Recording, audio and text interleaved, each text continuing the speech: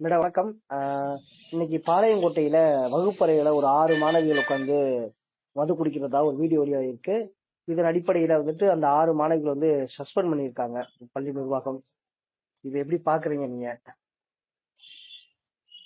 வெளி உலகுக்கு தெரிஞ்ச விஷயம், குழந்தைங்க கையில, மாணவிகள் கையில அவங்களுக்கு மது பாட்டில்கள் போய் சேர்ந்திருக்குது.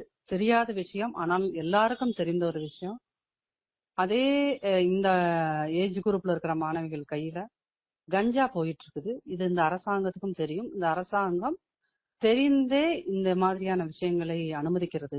இந்த இளம் சமுதாயம் வந்து இந்த அளவுக்கு மது, போதை, கஞ்சான் போறதுக்கு அரசு வந்து ஒரு மிக முக்கிய காரணமாக இருக்கிறது. இந்த அரசாங்கத்துல கஞ்சாவையும் மதுவையும் கட்டுப்படுத்துவதற்கான எந்த வேலைகளையும் இந்த அரசாங்கம் பார்க்கல அப்படிங்கிறது தான் இதுல இருந்து தெரிகிற ஒரு விஷயம். அதனால மாணவிகளோ மாணவர்களோ வந்து நம்ம போதைகளுக்கு அடிமையாவதை கண்ட்ரோல் பண்றதற்கு காவல்துறையிலையும் இதுவரைக்கும் சாலிடா எந்த ஒரு ஆக்ஷனும் அவங்க எடுக்கல. அது ஒரு மிகப்பெரிய காரணம். இந்த காவல்துறையை வந்து நிர்வகிக்கின்ற அதோட அன்அபிஷியல் அமைச்சராக இருக்கின்ற சபரீசன் அவர்கள் இந்த மது போதை இதை வந்து ஊக்கப்படுத்துகிறார் அவருடைய சுயலாபத்துக்காக. அதை வந்து முதல்வர் அவர்கள் தெரிந்தும் தெரியாமலும் அது அப்படியே கண்டுக்காத மாதிரி போயிட்டு இருக்கிறது.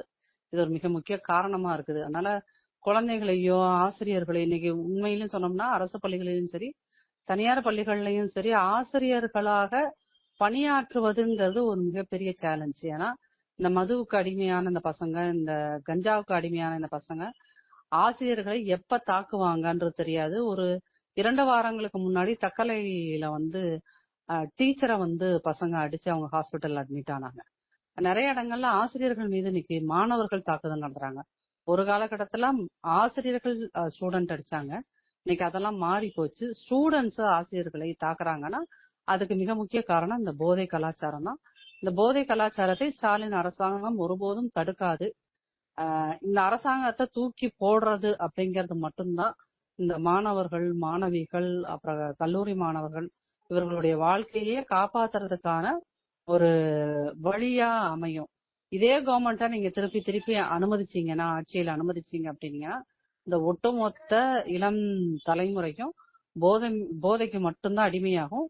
இவர்களுக்கு ஏன்னா இவங்க இந்த அரசாங்கம் வேலை வாய்ப்பை உருவாக்கி தருவதில்லை, கல்வி தரத்தை மேம்படுத்துறதில்லை. அதுதான் அங்க முக்கியம். அரசு பள்ளிகள்ல ஆசிரியர்கள் குறைவாக இருக்கின்றார்கள், ஆசிரியர்கள் பள்ளிக்கு வருவதில்லை அப்படிங்கிறது. இன்னொன்னு, ஒரு பக்கம் இந்த பக்கம் ஸ்டூடெண்ட்ஸ் வந்து மதுவுக்கு அடிமையா இருக்காங்க, இன்னொரு பக்கம் ஆசிரியர்களே, ஆண் ஆசிரியர்கள் மதுவுக்கு அடிமையாகி பெண் குழந்தைகளிடம் பாலியல் ரீதியாக துன்புறுத்துதல்களை கொடுக்கிறார்கள். அப்படின்னு 2 பக்கமுமே இந்த பிரச்சனை வந்து ரொம்ப இதா இருக்குது. அன்பில் மகேஷ் அவர் வந்து பள்ளிக்கல்வித்துறை அமைச்சரா ஆக்கினது இந்த அரசாங்கம் செய்த முதல் முட்டாள்தனம். அவருடைய எந்த ஒரு என்ன சொல்றது, அவர் ஒரு அமைச்சராக செயலாற்றாத காரணத்தாலதான் இந்த மாதிரியான பல்வேறு பிரச்சனைகள் பள்ளி கல்வித்துறைக்குள்ள திரும்ப திரும்ப நடந்துகிட்டே இருக்குது.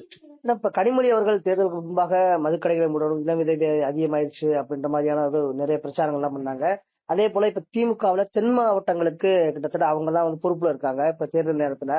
சோ அவங்க இருக்கக்கூடிய அவங்க தூத்துக்குடி எம்பியாவும் இருக்காங்க. இந்த சூழல்ல இது போன்ற நடவடிக்கைகளை அவங்க கண்காணிக்க தவறியது, திமுக அரசு வந்து கண்காணிக்க தவறியது எப்படி பாக்குறீங்க சார்? பாவம் அவங்க. நீங்க கனிமொழி மேடத்தையும் இதுல இழுத்து விடுறீங்க. அந்த மேடத்துக்கு அவங்க கட்சிக்காரங்கள்ட்ட போராடுறதுக்கும், டிஆர் பாலு கிட்ட போராடுறதுக்கும், மத்தபடி அவர்களுடைய சகோதரர்கிட்ட போராடுறதுக்கும், உதயநிதியிடம் போராடுவதற்கும், உதயநிதியோட இடத்துல வரணும்னு போராடுவதற்குமே அந்த அம்மாவுக்கு நேரம் பத்தல.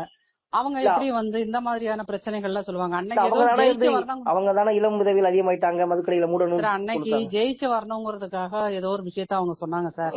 இன்னைக்கு கனிமொழியோட நிலைமையே கட்சிக்குள்ள பரிதாபமா இருக்கும் போது அவங்க போய் இந்த அரசாங்கத்தை குறித்து, இந்த பெண்கள் நலன் குறித்தெல்லாம் அவங்க என்ன பேச முடியும்? அவங்க நலனே அங்க பாதிக்கப்பட்டு இருக்குல்ல.